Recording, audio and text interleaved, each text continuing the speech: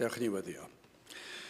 Diolch yn eto ddew unwaith eto am y fraint yma o gael dod ger dyfron. Ni yn cyflwyno'n amser idofal di yn gweddio bydde di yn trigarhau wrth ni yn y dyddiau tywyll yma, a bydde di yn dod lawr ac yn goleo eneidiau llawer o ddiw, y bydd dy ras yn anorchfygol. Tyrd gweithio nawr, helpa ni arwain ni yn ein haddoliad, i ni gofyn hyn oll trwy enw ac heiddiant ein harglwydd Iesu Grist. Amen.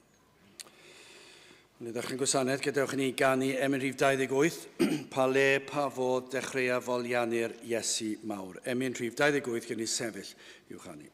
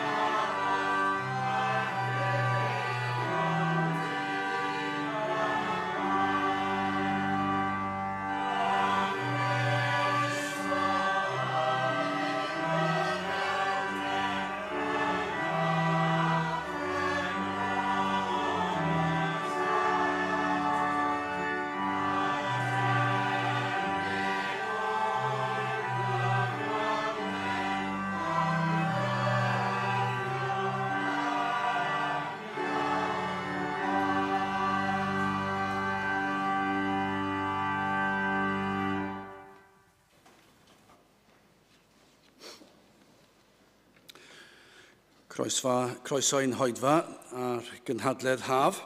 Yn pregethu heddi fydd y parchedig Martin Williams. Ar ôl yr oedfa, mae croeso'ch ymuno gyda ni yn y neuadd drws nesaf. Mae yna luniaeth ysgam te wedi ddarparu yno. Gaech atgoffa mewn cyfarfodydd ni yma o wythnos i wythnos ar pnawn di Sul, oedfa bregethu am hanner ar 3, a'r oedfawn i gyd yn fyw ar y we. Hefyd, rhai misol, cwrgweddi, ar y trydydd nos Iau o bob mis, ac hefyd, efallai i chi gofio cwrdd arbennig amser Adolig, noson y Gyrole, ni'n cael cynnal hefyd noson Emynau, oedfa Pasg ac ambell i oedfa arall, felly croeso i chi ymuno â ni yn yr oedfa'n rheini. Nawr wrth i ni gymryd y casgliad, gen i aros ar ein heistedd i ganu Emyn Rhif 269, disgyn Ior a rhwygar nefoedd, tywallt ysbryd gras i lawr, disgyn fel y toddor bryniau, diosg fraich dy allu mawr. 269, gen i aros ar ein heistedd.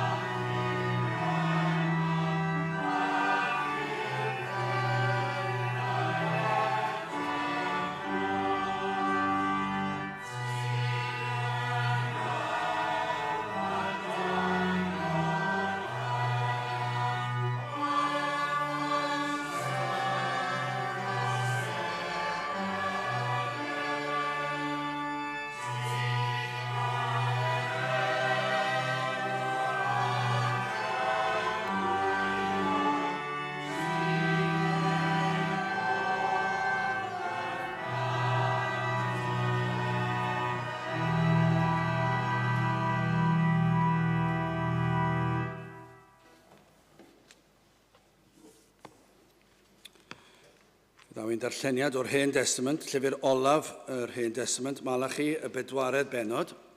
Llyfr olaf a'r benod olaf yn yr Hen Testament, ac yn dechrau yn yr adnod gyntaf. Canis Wele'r Dydd Yn Dyfod yn llosgi megis ffwrn a'r holl feilchion a holl weithredwyr anwiredd a fyddant sofl, a'r dydd sydd yn dyfod a'i llysgwynt medd arglwydd y lluoedd, fel na adawo iddynt na gwreiddyn na changen. Ond hael cyfiawnder y gyfyd i chwi, y rhai ydych yn ofni fe enw, a meddyginiaeth yn ei esgyll, a chwi a ewch allan ac y gynyddwch megis lloi pasgedig. A chwi a fethrwch yr aniwiolion, canis byddant yn lludw dan wadnau eich traed chwi, yn y dydd y gwnelwyf hyn, medd arglwydd y lluoedd. Cofiwch gyfraith Moses fy ngwas, yr hon a'r chmynau sydd o ef yn horeb i holl Israel, y deddfau a'r barnedigaethau. Wele, mi anfona fi chwi Elias y proffwyd, cyn dyfod dydd mawr ac ofnadwy yr arglwydd, ac y fe a dri galon y tadau at y plant, a chalon y plant at ei tadau, rhag i mi ddyfod a tharo y ddeiar a melldydd. Byddai bendydd Duw ar iair sanctaidd Dduw. Gyda'ch ni nawr droi at ein harglwydd mewn gweddi.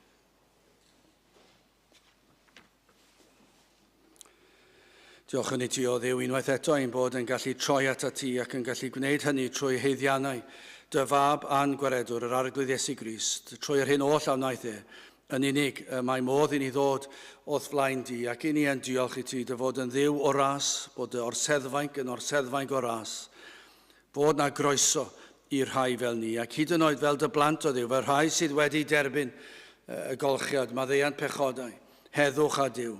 Ac eto Dduw, tro ar ôl tro, i ni yn dadel di lawr ac yn crwydro, ac o Dduw yn dyfethu di, ac eto o Dduw, mae yna groeso i ni, yr wyt ti yn Dduw sydd yn hir ymaros ac yn llawn gras a chariad, ac felly ni yn diolch dy fod yn ein derbyn ni heddi, nad ydym ni yr hyn y dylsym ni fod, falle nad ydym ni wedi sefyll dros yr efengil fel ac y dylsym ni wedi ei wneud. O Dduw, mewn dyddiau tywyll iawn, mewn dyddiau sydd yn gweld un ar ôl y llall, degau ar ddegau dros y blynyddoedd wedi troi cefn ar dy air di. Ac o Dduw, i ni yn tristau wrth weld cyflwr ein gwlad ni, i feddwl beth profodd y wlad fach hon. O Dduw, i feddwl yr holl weision gafodd ei alw gen i ti a'i hanfon ar draws y byd. Ac eto o Dduw, neb bellach ac y diddordeb y mwyafrif llethol, ddim hyd yn oed yn ymwybodol o'r hyn sydd yn digwydd mewn capel, heb sôn am beth sydd yn digwydd yma ar Brynhawn dydd Iau yn ystod Gwyliwch Haf. Dim diddordeb o Dduw ac i ni yn tristau, ond yn gweddio Dduw gyda'r ffydd a'r sicrwydd hynny, mae dim ond dweud y gair sydd yn rhaid i ti wneud, dim ond dod lawr yn nerth yr ysbryd glân ac y gellu di ddod â phobl i fewn. Ond o Dduw, fel i ni wedi gweddio yn ystod yr wythnos hon, i ni wedi gweddio bydd na bobl yn dod, ond o Dduw, yr hyn oedd ar ein cylonau ni, oedd y bydde di yn cael dy ddyrchafu, y bydd y bresenoldeb di i'w deimlo yma yn ein plith ni. Ac o Dduw, i ni yn diolch i ti, dy fod wedi ateb ein gweddio ni, rwy ti wedi yn sicr bod yma yn ein plith ni. O'r dechrau o Dduw, ym mhob oedfa, i ni wedi teimlo presenoldeb y dwyfol, rwy ti wedi bod yma yn y canu, yn y darlleniadau, yn y pregethu, yn y sgwrsio o Dduw. Ac dim ond diolch sydd gyda ni o'th flaen y nawr. Dim ond diolch i ti am yr holl fendithion yma. Ac i ni felly yn gweddio y cawn weld ateb eto i'r weddi hon. Y cawn brofi dy bresenoldeb yma yn ein plith. Y byddi di nerthu dy was ac yn ddiolchgar o Dduw am y ffordd rwy ti wedi gwneud hynny droion yn ein plith ni. Ac yn gweddio unwaith eto y cawn brofi, yr efengil yn cael ei chyhoeddi a nerth ac awdurdod yr ysbryd glân. Ac y bydd na rhyw dywelwch yma, y bydd na rhyw argyhoeddiad o bechod yn dod ar eneidiau pechaduriaid. Y bydd yna awydd ymhlith y saint i ganu dy glodydd, i ddiolch i ti am yr efengil sanctaidd. Felly o Dduw, te'r diogelan amser i ni mor ymwybodol o Dduw sut y mae'r un drwg, am ddinistrio'r hyn sydd yn dod ohono ti.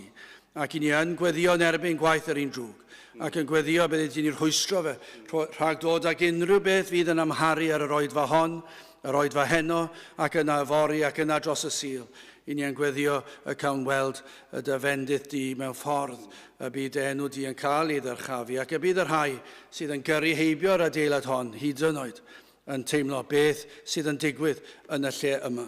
Ac y bydd y ras yn anorchfygol ac yn ei dwyn nhw yma i geisio dy wyneb di. Tyrd felly bendithio ni arwain ni yn ein haddoliad. I ni'n gofyn hyn oll trwy enw ac heiddiant ein harglwydd Iesu Grist.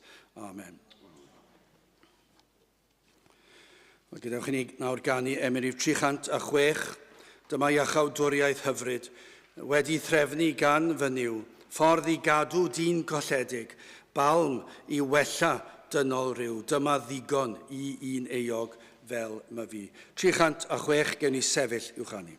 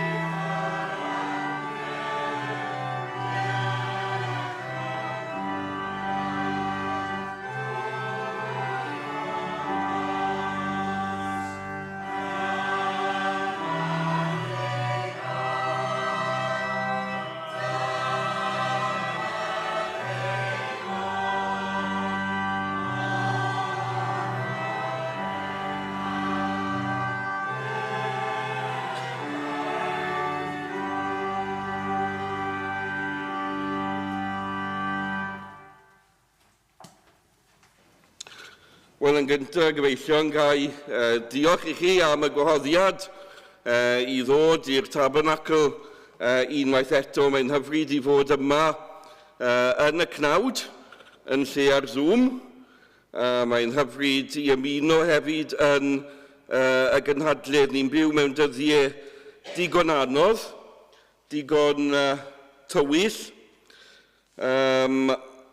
Ar adnod a ddath i meddwl, oedd am bobl Israel pan o'n nhw'n mynd trwy'r anialwch fe ddeithant i Elim. Ac am gyfnod cawsant orffwys yn Elim. Digon o ddŵr, digon o orffwys, ac oedd hi'n balm i'r enaid. Ac wy'n credu mae'r wythnos hon wedi bod i lawer ohonom yn sicr i fi balm i menaid, i glywed pregethu sy'n dyrchafu person y gwaith ein harglwydd Iesu Grist, i fod yng nghwmni bobl sydd yn canio'r un hymsheet a fi, o mor hoff i'w cwmni'r brodyr sydd o'i wyneb tua'r wlad. A mae'n hyfryd i fod yma. Wi eisiau troi y prynhawn yma at lyfr Malachi, yn enwedig at y benod ola yn yr Hen Testament, y bedwaredd benod o lyfr Malachi. Wy'n credu mae'n siarad i'n dyddiau ni. Dyma Malachi yn ysgrifennu at bobl Jiwda oedd yr arglwydd wedi gwneud rhyfeddodau yn y genedl, wedi 70 mlynedd yn y Mabilon, trwy ras yr arglwydd ac yn ôl i addewid, cawsant mynd yn ôl, dychwelyd i wlad yr addewid. Symudodd yr arglwydd calon Cyrus, ac o dan Ezra ac Nehemiah, dath y bobl yn ôl i Jerusalem, i wlad yr addewid, i wlad Juda, ac yno ail adeiladu y deml, ac ail adeiladu muriau Jerusalem, ac oedd y dyddiau hynny yn ddyddiau cyffroes dros ben. Yr arglwydd yn gweithio oedd na gwrthwynebiad i'r gwaith, gweithodd yr arglwydd i alluogi y bobl, i ail adeiladu y deml a'r muriau. Ond nawr mae tua 80 o flynyddoedd wedi mynd heibio, ac mae'r bobl yn awr mewn cyflwr triennus yn ysbrydol. Mae'n arswydi sydd i feddwl dros gyfnod o tua 80 mlynedd, 100 mlynedd, y gwrthgilio ysbrydol sydd wedi digwydd fan hyn. Os chi'n edrych ar lyfr Malachi, mae'r arglwydd yn dod a cheiddiadau i'r bobl, ac mae geiriau y pobl yn dangos cyflwr i calonau nhw yn ysbrydol. Os darllenwch chi y llyfr, maen nhw'n cwestiynu person, cymeriad Duw, yn gofyn ble mae Duw cyfiawnder, maen nhw'n ame cyfiawnder Duw, maen nhw'n ame sancteiddrwydd Duw, maen nhw'n ame cariad Duw, gras Duw, bwriadau grasol Duw, maen nhw'n ame y cyfamod. Yn y bennod cyntaf, mae Duw yn dweud yn blaen wrth y bobl, mae'n dweud hoffais chwi, medd yr arglwydd. A wedyn beth oedd ymateb y bobl, ym mha beth yr hoffais ni. Yr arglwydd yn dweud, wi wedi dy garu di fel cenedl, fel fy mobl. A'r pobl yn dweud, wel, ym mha ffordd, ni ddim yn gweld bod ti wedi ei caru ni. Ble mae profion osgariad? O'n nhw'n ame, cymeriad, person Duw. Oedd yr addoliad, y bron bod yn gau addoliad, oedd e'n dramgwyddus i'r arglwydd. Oedd yr arglwydd wedi ordeinio y trefn arberthol i ddysgu y bobl, wrth gwrs, oedd angen rhywun i farw dros y pechadur mwyn cael derbyniad am y ddeiant gan Dduw. Oedd angen i iawn cael ei dalu dros y pechadur. Ac wrth gwrs, gogoniant y trefn aberthol yn yr Hen Testament oedd hyn, oedd yr aberthau yn pwynto, o'n nhw'n ddarluniau o'r arglwydd Iesu ei hun. O'n nhw'n ddarluniau o berson prydferth, perffaith, di-fai a di-nam yr arglwydd Iesu Grist a'i waith ar y groes. A dyma'r bobl yn llyfr Malachi, o'n nhw'n dod ag anifeiliaid dall, o'n nhw'n dod ag anifeiliaid cloff, clwyfus, mwyn i aberthu nhw. Ac oedd hynny yn ofnadw. Oedd e'n ofnadw.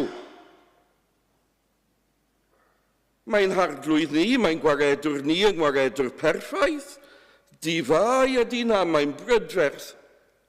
Ac i feddwl y bobl ma'n dod ac anifeiliaid dall clwyfus i'r deml. Oedd i bywydau nhw yn bywydau anfoesol, oedd i gyflwr ysbrydol yn ofnadw. Ac mae Duw ar ddiwedd y drydydd benod, neu yn y drydydd benod, mae'n dweud yn adnod 13, eich geiriau chwi a ymgryfhaodd i'm herbyn medd yr arglwydd. Ac mae'r arglwydd yn cydnabod fan hyn, bod y bobl yma'n perthyn i genedl Jwda, ac i bod nhw yn allanol yn perthyn i bobl yr arglwydd, i bod nhw ar ryw rith o grefydd, ryw rith o ddiwioldeb, oedd mwyafrif llethor o'r bobl yma ddim yn adnabod yr arglwydd. Pobl drygioni sôn oeddynt, pobl anghyduniol, pobl gwrthryfelgar, ond nhw ddim yn adnabod yr arglwydd Dduw.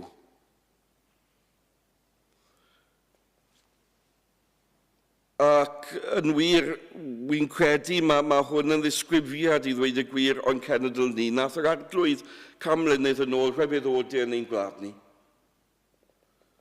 Dath filoedd ar filoedd i gredu ac i garu'r arglwydd Iesu Grist. Symudodd Duw mewn diwygiad trwy ein higlwsi ni a trwy ein gwlad ni. Ac nawr camlynydd wedi hynny, beth yw cyflwr ysbrydol Cymru, beth yw cyflwr ysbrydol ein cenedl ni, yn debyg iawn i lyfr Malachi fan hyn.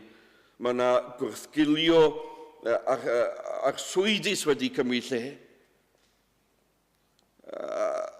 Ac i ddweud y gwir, mae'r anhelaeth o'n gwlad ni, heb ddiddordeb yn yr arglwydd Iesu. A dyn nhw ddim yn adnabod. Mae yna rhyw rith o grefydda, ond mae'n bell o fod.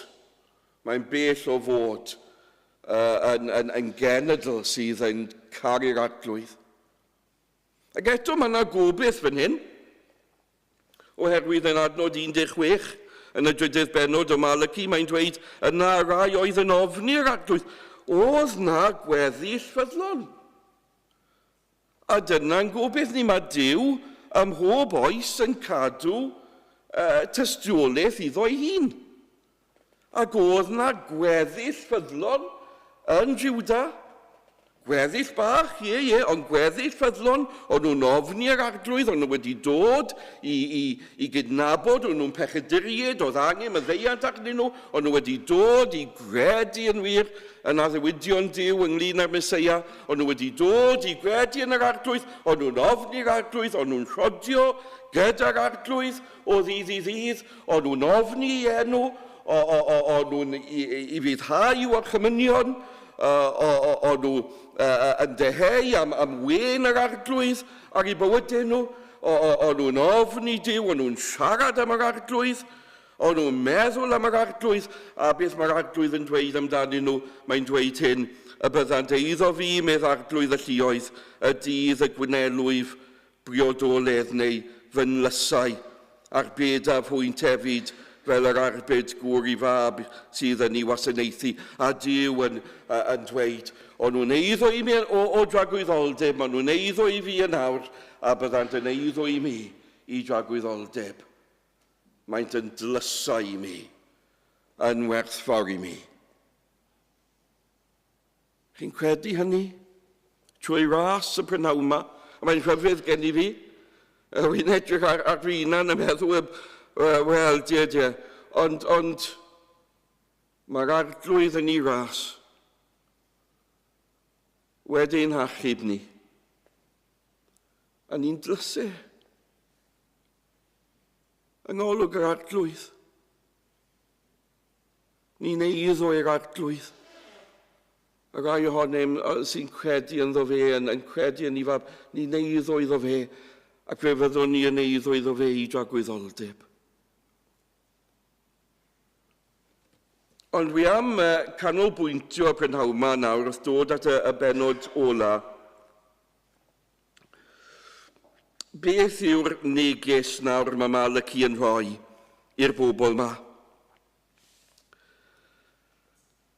A dyma I neges gair ola Duw yn yr Hen Testament.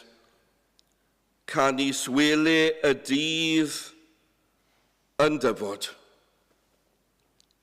Beth yw'r ots os wy'n credu yn niw neu beido? Beth yw'r ots os wy'n gwistio neu beido? Beth yw'r ots os wy'n diwiol neu beido? Beth yw'r ots os wy'n dilyn yr arglwydd neu beido? Beth yw'r ots os wy'n cyfri fy hunan ymlith y mwyafrif sydd ddim yn dilyn yr arglwydd Iesu o gwbl yn ein hoes ni? Beth yw'r ots? Beth yw'r ots? Beth yw pwysigrwydd o adnabod yr arglwydd yn ein dyddiau ni ac ym mhob oes? Wel, dyma hi, fy gyfeillion, dyma hi, Wele'r Dydd Yn Dyfod. Wele'r Dydd Yn Dyfod. Pa ddydd? Wel, dydd yr arglwydd. Dydd y farn. Mae'r 9 benod o Hebreaid, mae Paul yn dweud megis y gosodwyd I ddynion I farw unwaith, ac wedi hynny bod barn.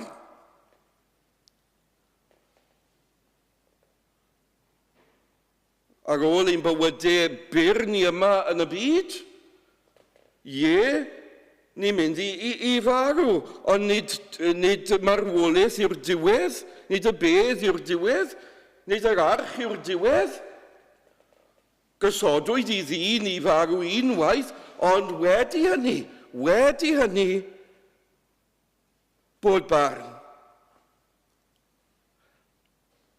Bod rhaid I bawb sefyll o flaen gorsedd Duw. Mae datguddiad yr 20 benod o datguddiad yn gwneud hynny yn blaen a'i jyst darllen rhai adnodau ac mi a welais o'r seddfaen gwen fawr ar hwn oedd yn eistedd arni, oedd I wrthwyneb ar hwn y ffodd y ddeiar a'r nef, a lle ni chafwyd iddynt, ac mi a welais y meirw, fychain a mawrion yn sefyll ger bron Duw. Hynny yw, bydd dim esgus y diwrnod hwnnw, bydd dim esgus, bydd dim excuses. Pobl yn dweud na, gallai ddim sefyll o flaen Duw, bydd pawb yno. Pwy bynnag rydych chi? Mawrion, pobl pwysig y byd. Ond bychain hefyd. Pob un. Bydd pawb yno, ac wedyn ni'n darllen, a bydd y barn yn un gyflawn, a therfynol, oherwydd mae Iowan yn dweud a'r llyfrau a gorwyd,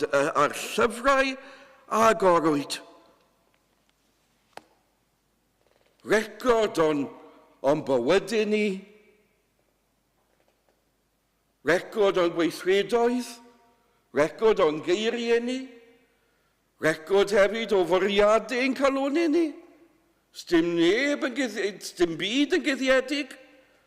Na, y diwrnod hwnnw, bydd ein gweithredoedd ni yn amlwg o flaen Duw. Bydd ein geiriau ni a'n meddyliau ni hefyd. Dim byd yn guddiedig o flaen yr un sydd yn gwybo pob peth amdano ni. Mae pobl yn meddwl, chi'n gweld bod ni'n gallu pechu yn guddiedig. Sym neb erioed wedi pechu yn guddiedig. Sym un ohono am y prynawn yma wedi pechu yn guddiedig a neb yn gwybod. Mae Duw wedi bod yn dist. Mae Duw wedi bod yn dist I bob weithred, I bob air, I bob fwriad ein calonau ni. A Duw yn gweld. Ar diwrnod hwnnw, bydd rhaid sefyll o flaen y Duw sydd yn ein adnabod ni. Ein gweithredoedd, ein geiriau, ein meddyliau, canis nid oes dim cuddiedig ar nas datguddi'r medd ar arglwydd Iesu, na dirgel ar nis gwybyddir. A chi'n gweld, does dim rhaid I mi perswadio neb ynglyn â hyn. Falle mae rai yn meddwl, wel, yr hen pregethu Victorian ma. Os angen pregethu fel hyn yn ein dyddiau ni, sy'n rhaid I mi eich perswadio chi ynglyn â dydd y farn, oherwydd mae Duw wedi gosod y tystiolaeth hynny yng nghalonnau pob un.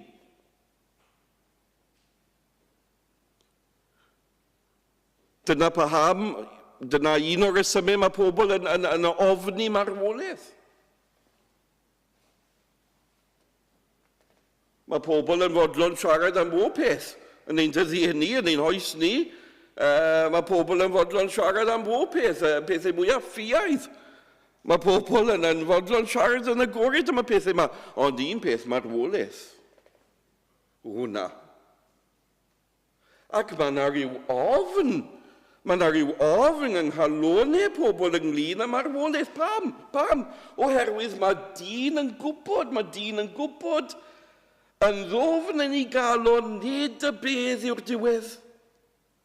Mae Duw wedi rhoi y tystiolaeth yn I galon, a mae'n gwybod bod, mae dyn yn gwybod bod e'n bod gyfrifol, bod e'n atebol, a bod yna dydd yn dod. Wrth gwrs, mae pobl yn rhedeg o hynny, mae pobl yn ceisio gwadu hynny, yn gwthio y peth I gefn, I feddyliau, ond yn ddofn iawn maen nhw'n gwybod. Clywson ni gan Bob Dickido ynglyn â rai o'r atheist mwyaf, a nhw yn dod i'w gwlau angau, ac yn sôn am Dduw, ac yn ofni. Pam? Ond nhw'n gwybod. Oedd y tystiolaeth yno. Yn llyfr y Rhyfeiniaid, mae Paul yn sôn am hyn, bod dyn yn atal y gwirionedd mewn anghyfiawnder. Yn atal y gwirionedd mewn anghyfiawnder, yn gwthio y gwirionedd I gefn I feddwl, ond wedyn mae'n dod. Chi'n gweld, mae'n gwybod.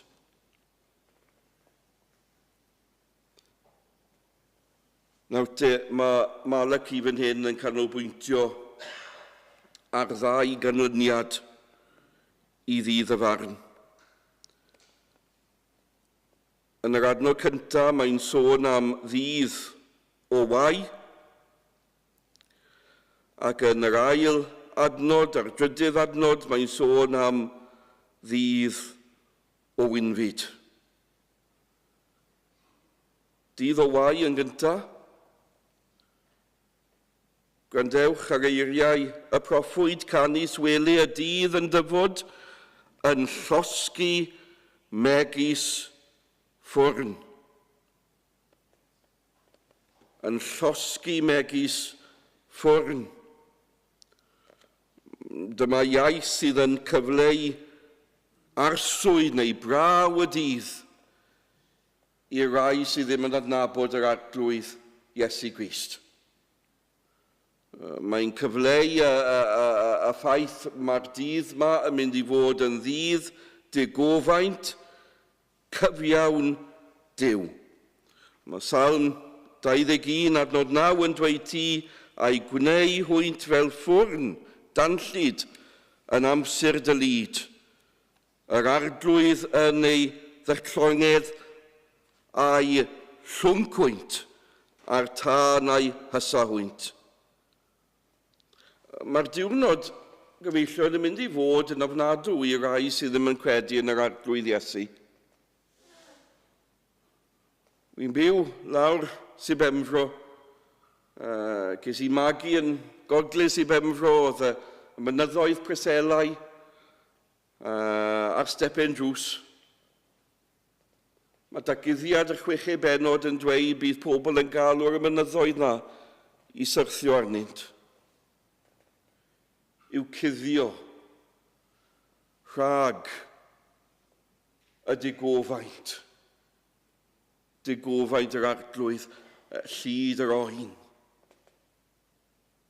Mae'n mynd i fod yn ddiwrnod ofnadw, oherwydd bydd dim ail cyfle.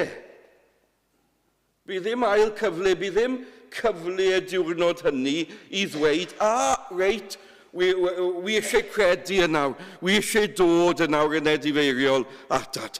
Nawr wy'n gweld dygoniad, wi eisiau dod. Na, bydd dydd gras drosodd, bydd dydd iachawdwriaeth drosodd. Bydd dim ail cyfle. A bydd Duw ddim yn dweud, wel, na i anghofio dy bechod i, na i anghofio beth chi wedi wneud, na i anghofio eich gwrthryfel, na i anghofio eich bod wedi gwadu'r arglwydd trwy gydol dy fywyd i yma yn y byd. Na, bydd hwn yn ddydd y farn terfynol. A'r cynlyniad chi'n gweld yn y bedwarydd benod, adnod 1, a'r holl feichion a holl weithredwyr anwirydd a fyddant sofl. A'r dydd sydd yn dyfod a'i llusgwyd medd arglwydd y lluoedd, fel na daw o iddynt na greiddyn na changen. Bydd y barn yn arwen at a gosb, at gondemniad, a differn tragwyddol. Dyw'r geiriau, mae ddim yn sôn am ddinistyr, hynny yw, mae pobl yn sôn am annihilationism. Na, dyw'r Beibl ddim yn dysgu hynny. Mae yna cyflog i bechod, ac felly y cyflog hynny bydd condemniad i dragwyddoldeb. Ac fel y glwson ni y bore yma gan Mr Watts, nid dragwyddoldeb o bresenoldeb Duw, ond dragwyddoldeb ymresenoldeb Duw. Ymresenoldeb y Duw sanctaidd a chyfiawn y Duw sy'n mynd i farnu ac i ddangos i ddigofaint tuag at y drygionis. Mae'n mynd i fod yn ddydd o waith. Dyna paham mae mor bwysig i ystyried y ffydd Gristnogol. Dyma paham mae mor bwysig i wir adnabod yr arglwydd Iesu Grist, i chwilio ein calonau ni, i ofyn heddi. Falle ni wedi bod yn gapelwyr neu yn eglwswyr trwy ein bywydau ni. Falle ni wedi mynd trwy emotions bob ddi Sul o ddod i oedfa. Ni wir yn credu yn yr arglwydd Iesu. Ni wir wedi dod i edifyrhad ein pechodau ni. Ni wedi daflu ein hunain ar drigaredd Duw, ar drigaredd yr arglwydd Iesu Grist. Ni'n gallu dweud bod ni'n eiddo yr arglwydd heddi.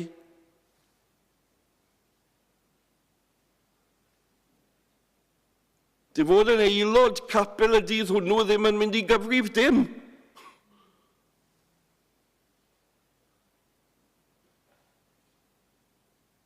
Gweinidogion i cael BAs, BDs, dyn nhw'n mynd i cyfrif dim y diwrnod hynny.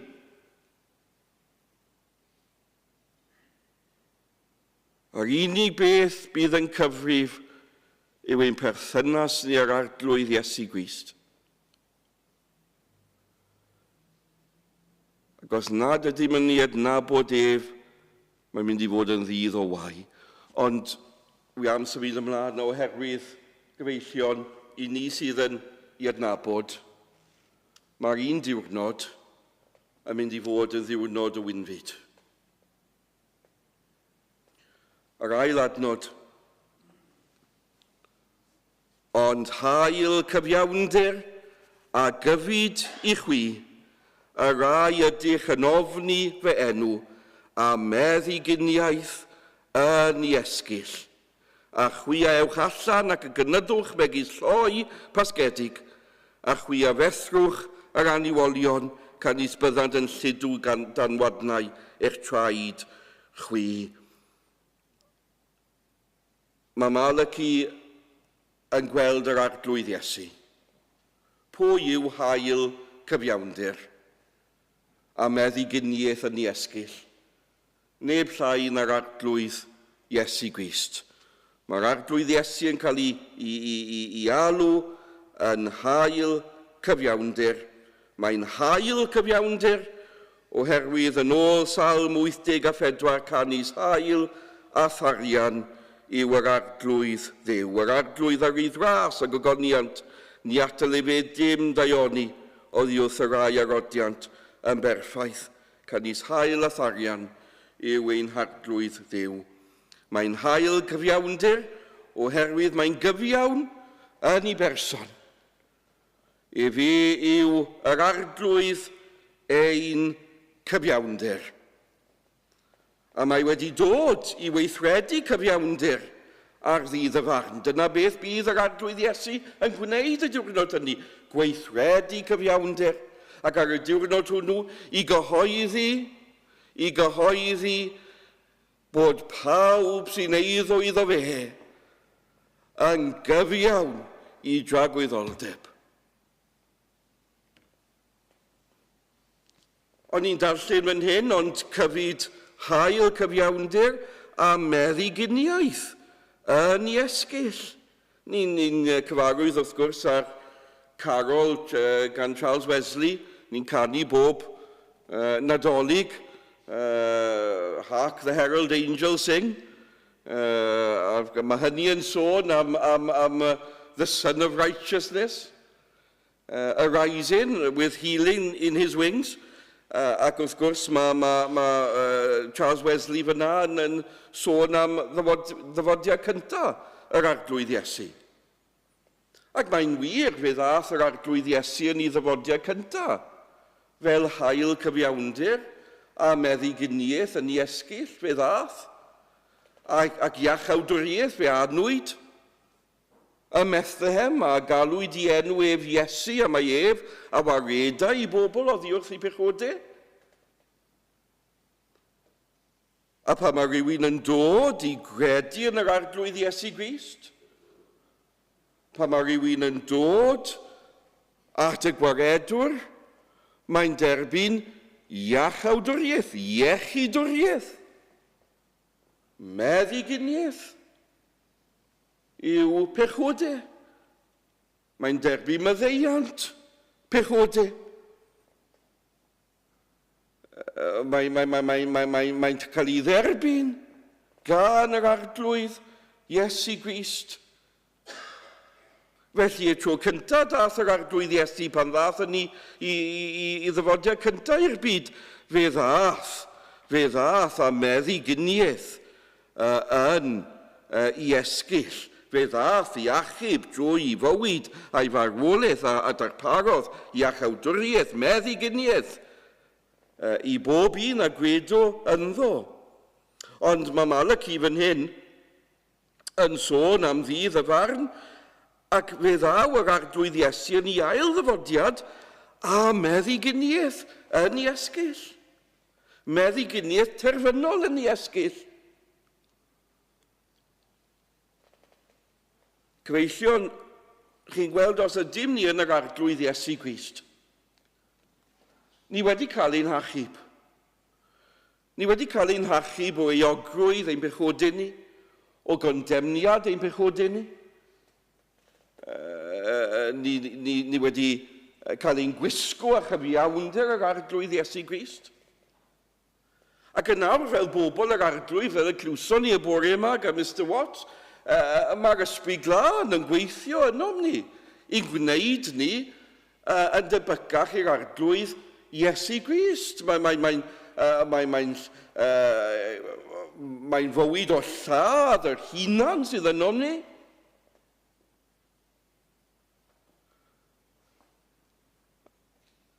A thyfu mewn sancteiddrwydd.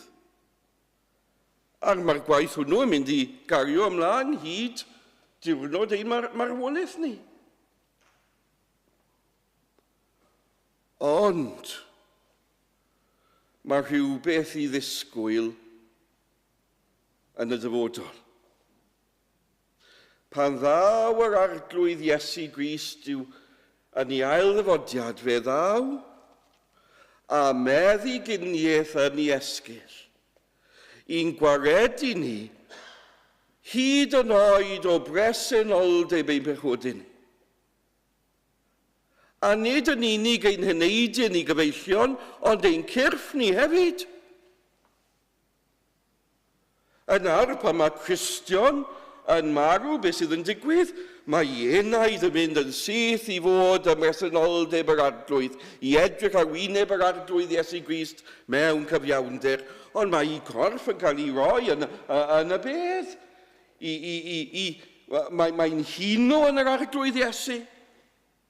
Hyd y diwrnod y daw yr arglwydd Iesu Grist, a pan ddaw yr arglwydd Iesu, fe ddaw fel hael cyfiawnder a meddyginiaeth yn ei esgyll i'n gwaredu ni o bresenoldeb ein pechodau ni, fe fyddwn ni yn berffaith, yn debyg iddo ef, henffych fore, caf i weled fel y mae, nid jyst yn ein eneidio ni gyfeillion, ond ein cyrff ni hefyd bydd myrdd o ryfeddodau a doriad bore wawr, pan ddeil holl blant y tonau yn iach o'i cystydd mawr, holl yn ei gynnau gwynion, ac ar ei newydd wedd yn debyg iddi harglwydd, yn dod i lan o'r bedd. A bydd y dydd yn ddydd o lawenydd anreithadwy a gogoneddi sy'n bobl. Drychwch ar yr ail adnod a chwia, ewch allan ac a gynyddwch megis lloi pasgedig.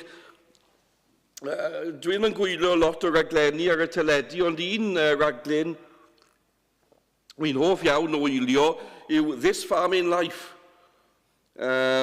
sy'n raglen sy'n ymwneud â ffermio yn yr Alban. Ac yn un o'r raglenni, oedd y Gwanwyn wedi dod. Ac oedd y lloi a'r gwartheg i gyd wedi bod yn yr ysgyboriau dros y geia. Ond yn nawr oedd y Gwanwyn wedi dod, oedd yr eira wedi mynd, oedd y porfa yn wyrdd, oedd y ceiau yn neis, ac felly dyma'r diwrnod yn dod pan nath y ffarmwr agor y gat. A'r lloi a'r gwartheg yn mynd o fod yn y ysgyboriau i mynd mas i'r ceiau. A dyma nhw yn mynd. A oedd na redig, oedd na llami, oedd na neidio, oedd e'n ddarlun brydferth. O lawenydd, y gwartheg mae i gyd yn llamu'r ceiau, yn gwbl rhydd. Gyfeillion, mae dydd yn dod, pan dyna bydd ein profiad ni, y rai ohonom sydd yng Nghrist Iesu. Fe fyddwn ni yn llamu mewn llawenydd, yn cael mynediad i'r nef newydd, y deiar newydd, i fod gyda'r arglwydd byth bythoedd. Bydd na gorfoledd, bydd na llawenydd, gai awgrymu bydd na llamu mewn llawenydd. Os do fi trwy'r anialwch rhyfedda fydd dy ras am henaid i lynyddwch y ganwaith colli'r maes a'r maglau wedi torri. Am traed yn gwbl rhydd, os gwelir fi fel hynny, tra gwyddolfoli a fydd. A bydd yn ddiwrnod hefyd o gyfiawnder, y drydydd adnod, gyfeillion yn ein dyddiau ni, mae'r byd yn troedio arnom ni fel Gristnogion. mae'n wir bod gyda ni rhyddi dioddoli yma ym Mhrydain, ond yn llawer o wledydd y byd, mae bod yn Gristion yn peth anodd dros ben. Yr anniwolion, y llywodraeth, wel, maen nhw'n troedio ar Gristnogion i cloi nhw mewn carcharau. Hyd yn oed heddi bydd rhywun yn rhoi fywyd dros yr arglwydd Iesu.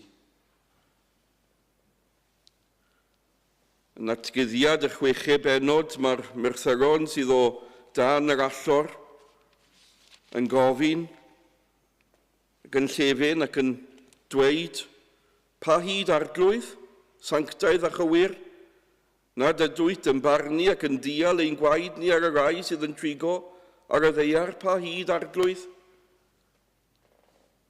Pryd mae dydd cyfiawnder yn mynd i ddod? Yr arglwydd yn dweud canu Wele'r Dydd Yn Dyfod.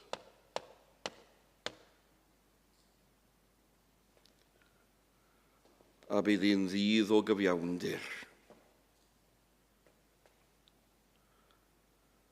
A rai efallai sydd wedi sefyll yn eich erbyn a creu llanast i'ch bywyd oherwydd eu cysineb tuag at yr arglwydd Iesu. O, ni gweddio bydden nhw yn edifyrhau cyn y dydd yma. Ond, pan ddaw y dydd, bydd hi'n ddydd o gyfiawnder i bobl yr arglwydd. Wel, y dydd i ddod, canu Wele'r Dydd Yn Dyfod. Dydd o wai, dydd o wynfyd. Newch yn siŵr, mae'n dydd o wynfyd a nid yn dydd o wai i chi. Ond mae gan Malachi un peth arall i ddweud. A mae'n sôn am ein dyddi yn un, a mae'n sôn am heddi. Mae'n ddydd i baratoi, gyfeillion, heddi. Mae'n ddydd i baratoi. Dyma geiriau ola Malachi yn y bedwaredd, adnod cofiwch gyfraith Moses fy ngwas, yr hon o'r chymynau sydd o'n Horeb, i holl Israel, y deddfau a'r barnudigaethau. Mae Malachi yn rhoi cyngor i ni, chi'n gweld heddiw yw dydd iachawdwriaeth. Wele yn awr yw'r amser cymeradwy. Wele yn awr dydd yr iachawdwriaeth. A'r peth cyntaf mae Malachi yn dweud wrthym ni yw cofio. Cofiwch. Cofiwch. Cofiwch gyfraith Moses. Cofiwch gyfraith Moses. Mae Malachi yn arwen ni yn ôl at y gyfraith. Mae'n arwen ni yn ôl at y deg o'r chymyn. Oherwydd dyma safon Duw. Dyma deddf Duw. A Duw yn mynnu ein bod ni i fyddhau i'r deg o'r chymyn, ond chi'n gweld ein problem ni ddim. Ni wedi methu. Chi'n gweld mae'r deg o'r chymyn yn rhyw ddrych ar ein bywydau ni. Ewch yn ôl at y gyfraith, oherwydd bydd y gyfraith yn dangos i chi, mae'n dangos i fi, bod ni wedi syrthio yn fyr o ogoniant Duw. Mae'r gyfraith yn dweud dyma beth yw pechod. Mae pobl yn sôn am bechod, a maen nhw'n gweud, wel, beth yw pechod, mae'n gallu bod yn rhywbeth gymylog dros ben, ond mae'r gyfraith yn dweud, dyma beth yw pechod.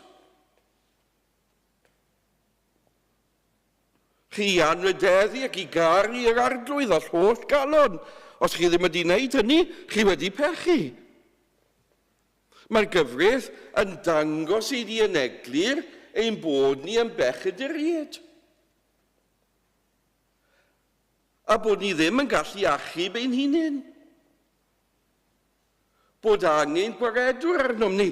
Ac felly mae'r gyfraith hefyd, fel mae Paul yn dweud yn ei lythyr at y Galatiaid, y deddf yw ein hathro ni at Grist. Mae'n dysgu bod ni wedi perchu yn erbyn Duw, mae'n dysgu ni bod ni'n bechaduried, bod ni o dan felltith y deddf, bod angen i'n gwaredu ni o felltith y deddf, ac i ni gyn allu wneud hynny yw'r arglwydd Iesu Grist. Felly mae'n arwain ni at yr arglwydd Iesu.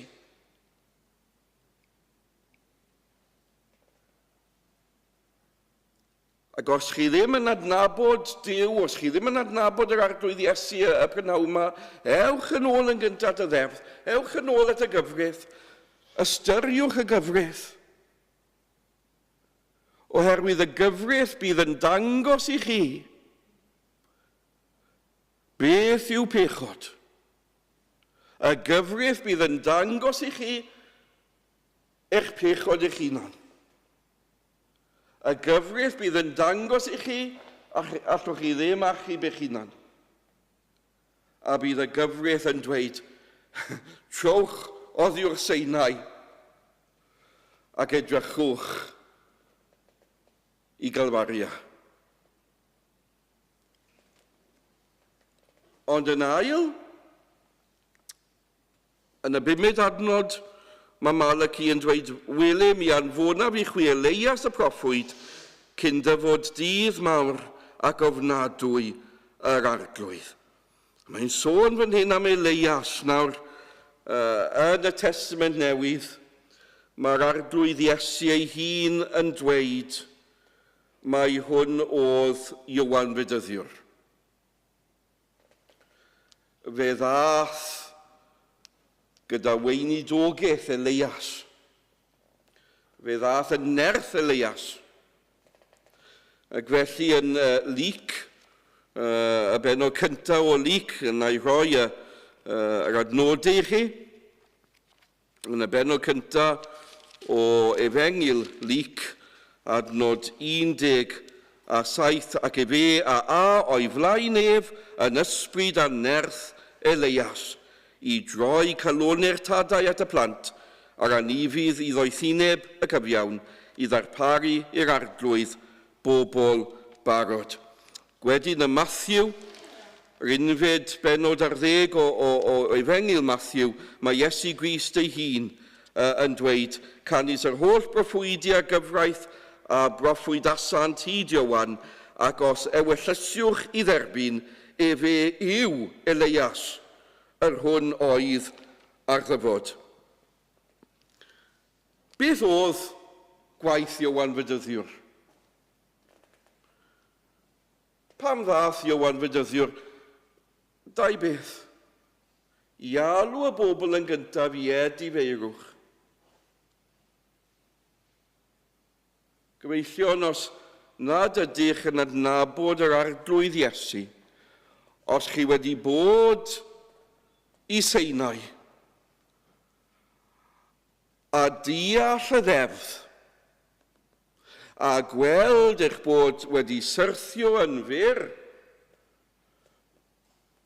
o safonau y ddeddf,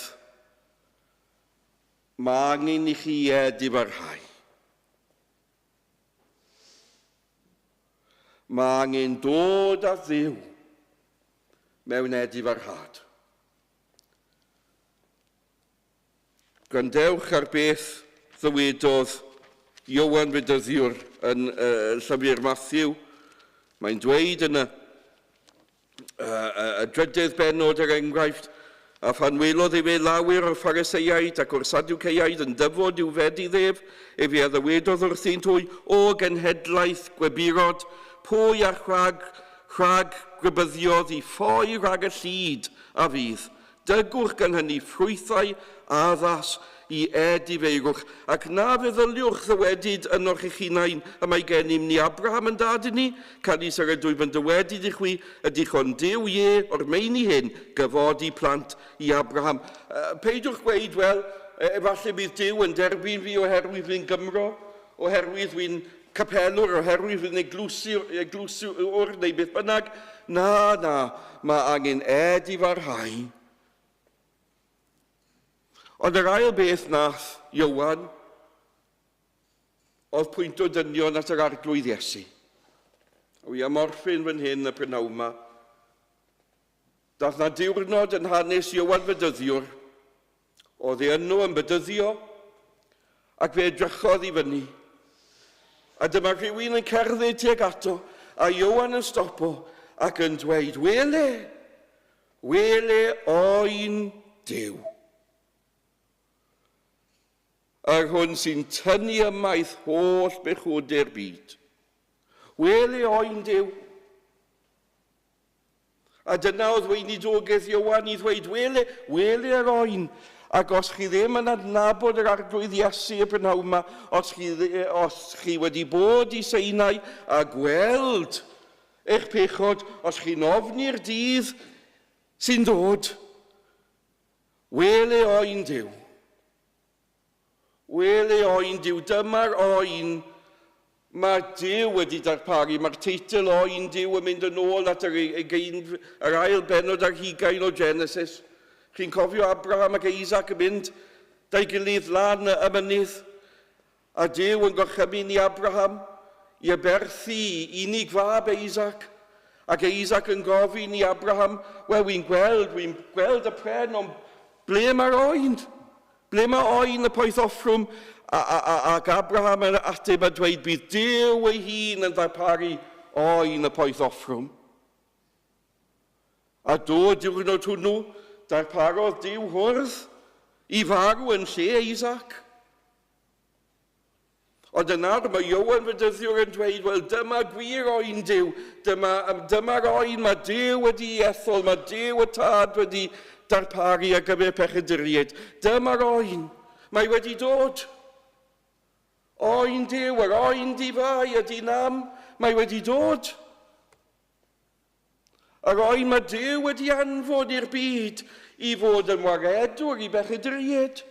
Dyma fe, wele fe, mae wedi dod. A mae wedi dod i dynnu ymaith pechode'r byd.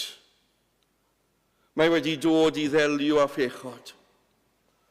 Mae wedi dod i gadw y gyfraith yn eich lle trwy fywyd, ac fe ddaeth i dalu iawn dros eich pechod ar y groes, i clirio eich dyled.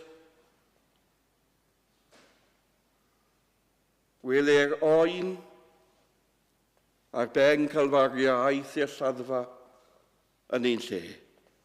Beth nath ei gyfeillion, talodd yno swm dy ddyled. O, mae'n swm na neb i gyfri. Mae'n riechel. Mae'n ormod. O fe dalodd swm dy ddyled. Ac fe groesodd lyfrau'r ne. Mam gi yn hapus iawn pan oedd hi'n mynd i'r corner shop ar ddiwedd y mis, talu'r account. Ac oedd Mrs. O'Connor yn Abergwaun yn croesi gyda'i pen yr account, yn rhoi rhyw daflen i mam gi yn dweud paid in full. Mae'r arglwydd Iesu wedi wneud hynny gyfeillion, mae wedi talu'ch dyled, mae wedi clirio'ch det. Trwy ei waed i ni caid bythol heddwch ar eiddhad. Wele oen Duw gyfeillion. Dyma'n hunig obaith rhag y farn a ddaw. Mae wedi dod, mae'n fodlon i faddau, i unrhyw un sy'n dod ato. Just dewch, dere. Galwch arno. Ac ewch profi maddeiant, cewch profi hedd, meddyginiaeth, pob bendith ysbrydol yn y nefolion leoedd yng Nghrist. o mewn y noddfa caffur ni, a gorwyd gynt a galfari, cyn ddelo dydd. Dialedd. Amen.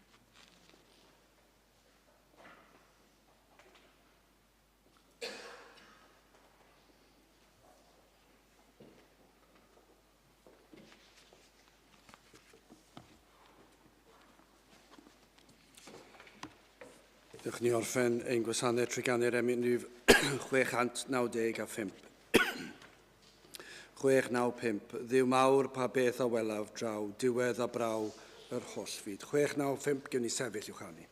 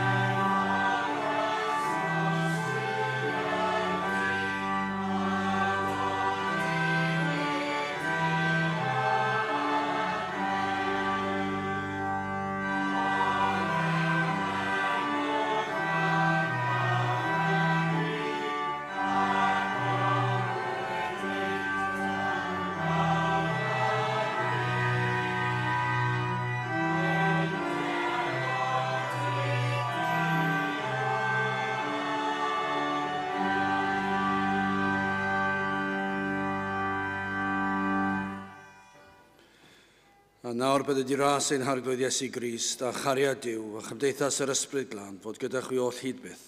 Amen.